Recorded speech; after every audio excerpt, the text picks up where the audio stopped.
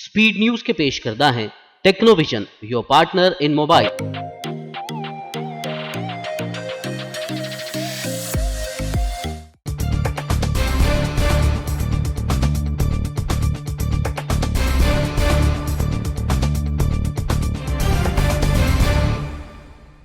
अस्सलाम वालेकुम, आदाब। मैं हूं फरहाद। आइए देखते हैं 9 अक्टूबर की 25 अहम खबरें स्पीड न्यूज में।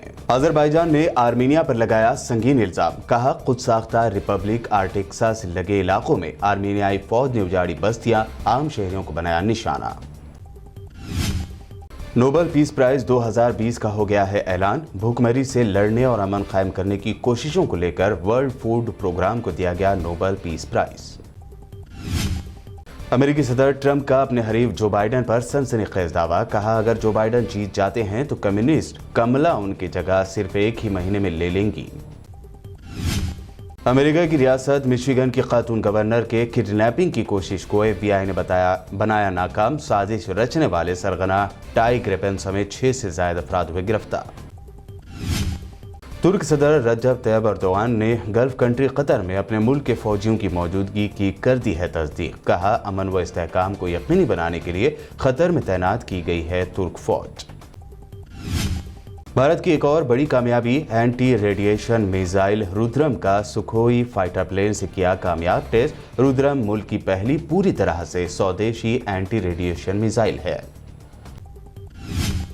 बिहार इलेक्शन में शिवसेना ने भी मारी एंट्री। संजय राउत ने कहा, बिहार असेंबली इलेक्शन में 50 सीटों पर उतार सकते हैं उम्मीदवार। उद्धव ठाकरे करेंगे वर्चुअल रैलियां। फेक TRP के इंकशाफ के बाद मुंबई पुलिस ने बढ़ाया जांच का दायरा। रिपब्लिक टीवी के खिलाफ हो सकती है कार्रवाई। अर्नब से भी पूछताछ हो सकती है। मुंबई पुलिस ने आखिर भेज ही दिया रिपब्लिक टीवी को समन। एक्ट्रेस कंगना रनावत के बंगले के बाहर भीड़ को इकट्ठा करने और उकसाने का लगाया इल्जाम। रिपब्लिक के रिपोर्टर से होंगी पूछताछ। तेलंगाना बीजेपी के तर्जुमान कृष्णा सागर राव का फेक TRP मामले पर बयान। कहा, इस मामले की हो पुख्ता जांच, ऐसे तरीकेकार से मीडिया की साख होगी बर्बाद। उत्तर प्रदेश के हाथरस गैंगरेप एंड मर्डर मामले में SIT ने की 40 गांव वालों से पूछताछ। मुतासिरा परिवार से मिले DIG।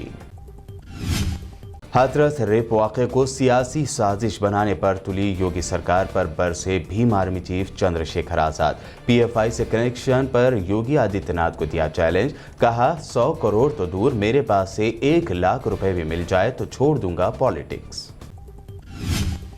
MIM supremo Asaduddin Owaisi ने योगी सरकार पर साधा निशाना। कहा, जहां भी योगी सरकार की गलती होती है वो वहां पर साजिश का एंगल ले आती है।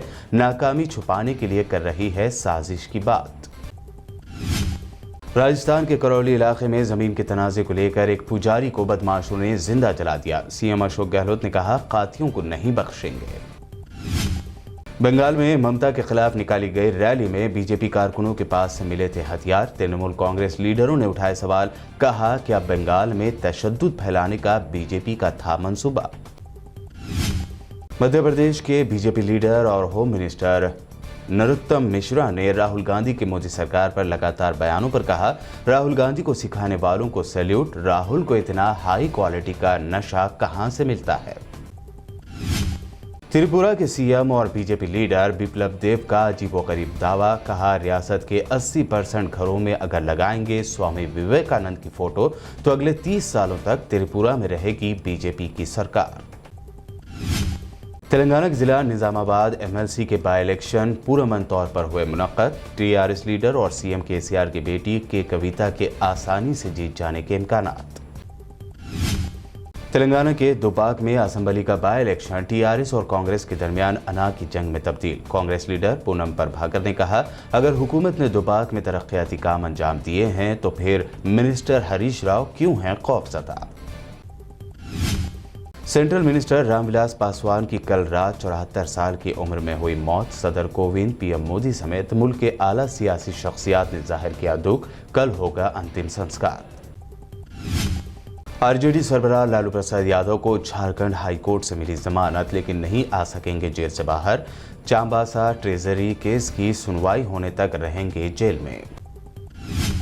ब्राह्मण और दलित की शादी पर मद्रास हाईकोर्ट का फैसला। दलित एमएलए ने की थी ब्राह्मण पुजारी की बेटी से शादी की हो रही थी मुखालिफत। लड़की ने अपने शोहर के साथ रहने का लिया फैसला। तेलंगाना के शहर हैदराबाद के इलाके बेगम बाजार फिलखाना में वाक़ दरगाह हजरत कबीरुद्दीन शाह कब्रिस्तान में लोगों को ज़ियारत देने से पुलिस ने रोक दिया। मुकामी बासर शख्सियात की मदाखलत के बाद दी गई इजाज़त। हैदराबाद के इलाके मल्लापल्ली में एक बहू की जानिब से सास के साथ सड़क पर मारपीट करने का अफसोसनाक वाक़या सीसी कैमरे में कैद। सास ने रो रो कर सुनाया किस तरह उनकी बहू कर रही है टॉर्चर। ज़ाहिरा वसीम के बाद अब सना खान ने इस्लाम के खातिर बॉलीवुड को कहा अलविदा। पोस्ट शेयर करते हुए सना खान ने कहा, मरने के बाद क्या होगा, इस सवाल को लेकर बहुत सोचा और खुशी खुशी छोड़ दिया शोबिज़। BBN स्पीड न्यूज़ में ये थी आज दिन भर की अहम 25 खबरें। मज़ीद दिलचस्प प्रोग्राम्स और न्यूज़ अपडेट्स के लिए बने रहिए हमारे साथ और देखते रहिए BBN चैनल। स्पीड न्यूज के पेश करदा हैं Technovision, your partner in mobile.